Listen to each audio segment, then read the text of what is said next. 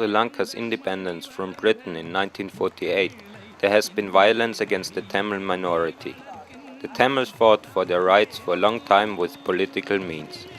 That changed in the middle of the 70s, when a group of young Tamils in Jaffna took up their arms and didn't believe any longer in a peaceful resolution of the conflict.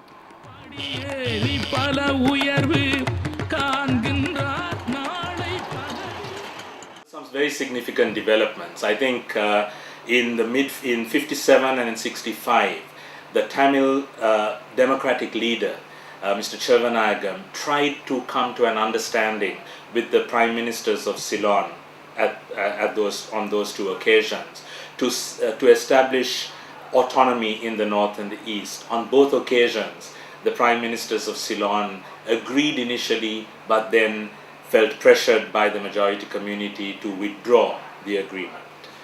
Those were significant safeguards. The Tamils felt after that promises were made, but promises were never kept.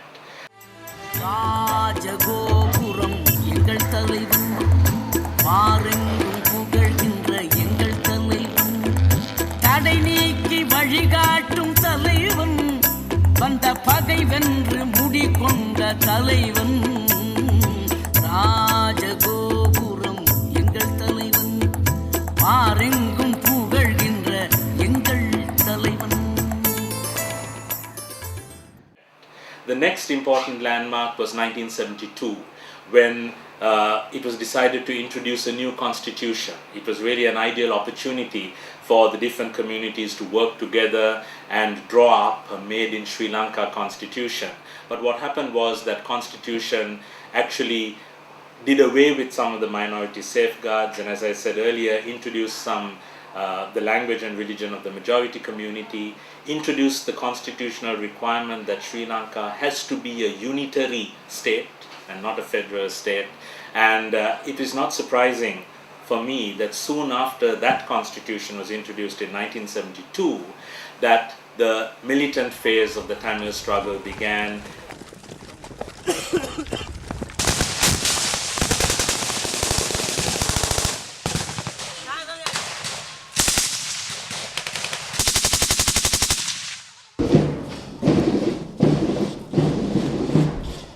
For more than 20 years, there has been civil war in Sri Lanka between the Sinhalese army and the rebels of the Tamil minority. The aim of this armed struggle is a sovereign Tamil state called Tamil Eelam in the north and east of Sri Lanka.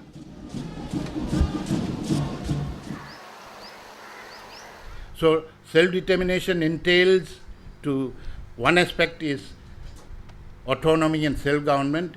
In an extreme case, in the last resort, it means secession.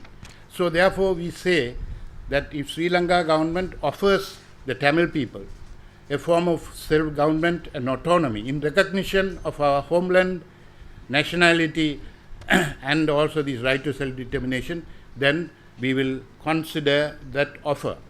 But if the government refuses to give us proper autonomy, proper self-government and continues with this repression, then we have no other alternative but to fight for political independence and statehood. A sovereign Tamil state, Tamil Eelam, exists already in the areas occupied by the LTTE, although it is not recognized by the international community and the government of Sri Lanka. In those areas, the LTTE rules in a totalitarian manner.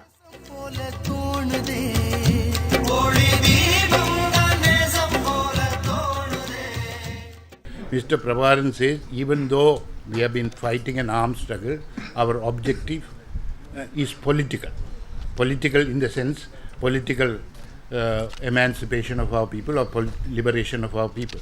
And he says that we have a political structure and that our organization is a combined structure of politics and military combined together.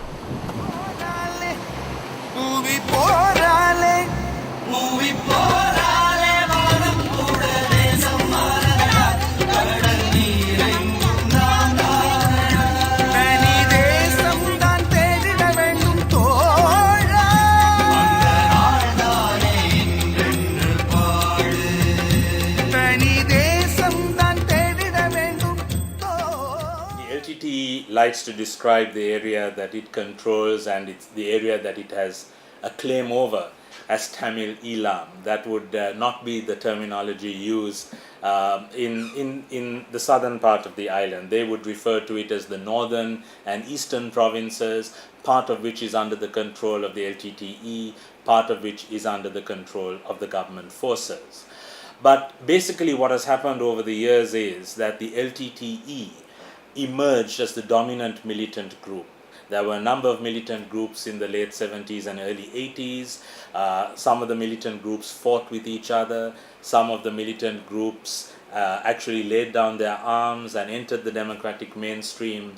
The LTTE also attacked some of these rival Tamil militant groups. But to cut a long story short, the LTTE has now emerged as the dominant militant group.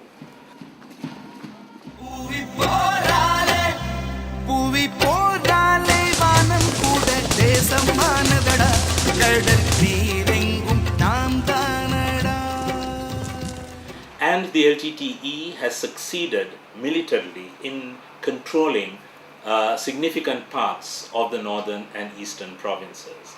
And the LTTE would argue that the government has now entered into some sort of negotiation with the LTTE purely because of the military success of the LTTE. They would argue that the government of Sri Lanka and the majority Sinhalese community is not really interested in autonomy or devolution of power for reasons of principle, that they are dealing with the LTTE because they have to. And so to the LTTE, their military success and their continued control of territory is very important to them. And as you rightly pointed out, the LTTE has not only established control over these areas of the country, but they have also introduced their own institutions, their own police, their own legal system, and they are trying to set up as many of the sort of institutions that an independent nation state would have, because their argument is that that would further their success in terms of negotiating considerable autonomy for the north and the east.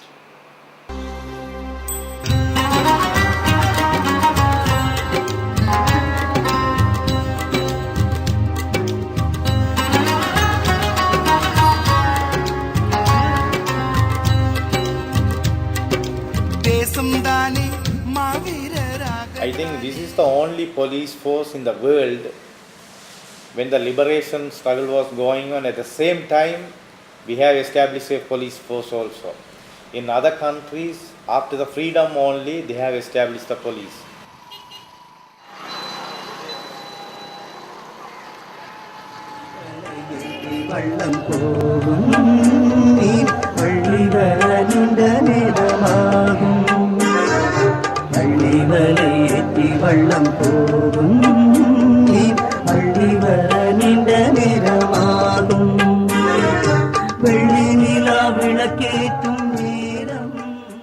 Our administration, the judicial, is a separate, no connection for Sri Lanka. Our own police and the own courts also, own judges also separate, no connection in Sri Lanka.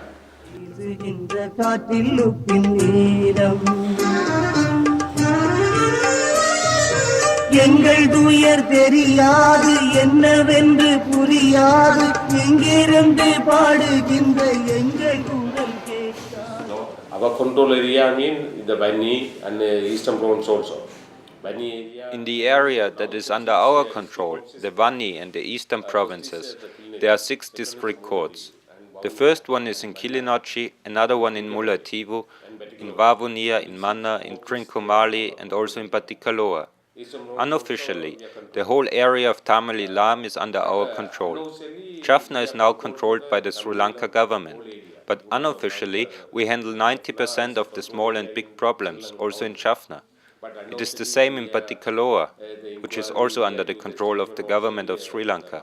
We handle the criminal and civil cases there also. 10%. Yeah, the 90% problem, the small problems, the big problem also we are handling in Jaffna also. The same Batticaloa and the Sri Lankan control area also we are controlling.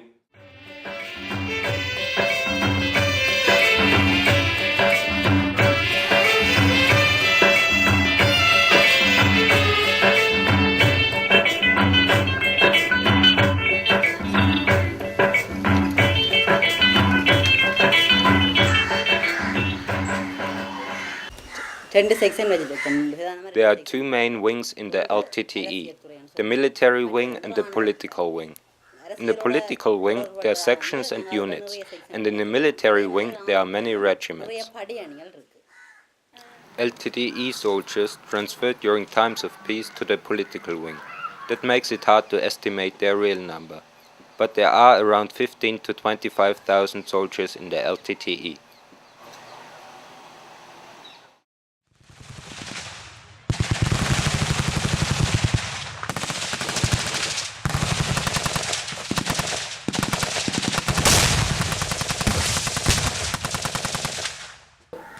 Generally, we mean when we use the term war trauma is that people have now begun to realize that in addition to physical injuries, that people during a war they are killed or they lose their leg or they get shot. There's also injuries to the mind. They have psychological effects, damage.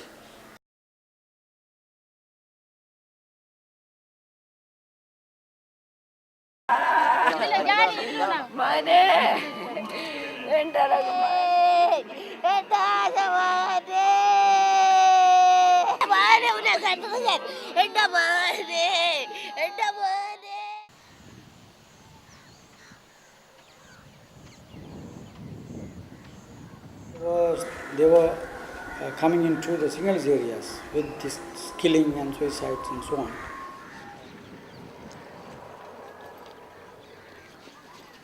The LTTE has settled perfect suicide attacks with their special unit, the Black Tigers. Those attacks by the LTTE were also copied by other terror organizations like Al-Qaeda when they attacked the USS Cole in the port of Yemen in 2000.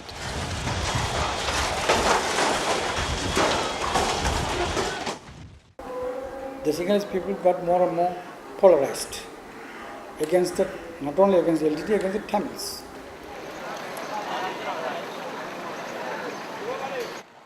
Mahinda Rajapaksa secured a narrow victory in the last presidential elections in November of 2005. Whereas his main opposition rival Ranil Wickremesinghe stood for the peace process, Rajapaksa is considered a hardliner on the Tamil conflict.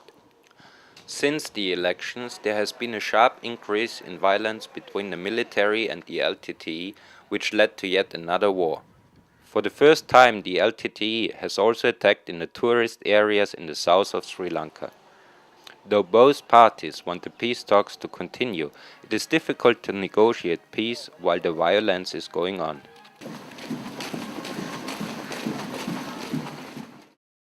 But I would think in the long term, if you are really going to think of peace and reconciliation, because we are living in this small island, so we'll have to learn to live with each other and come back to the old type of relationships.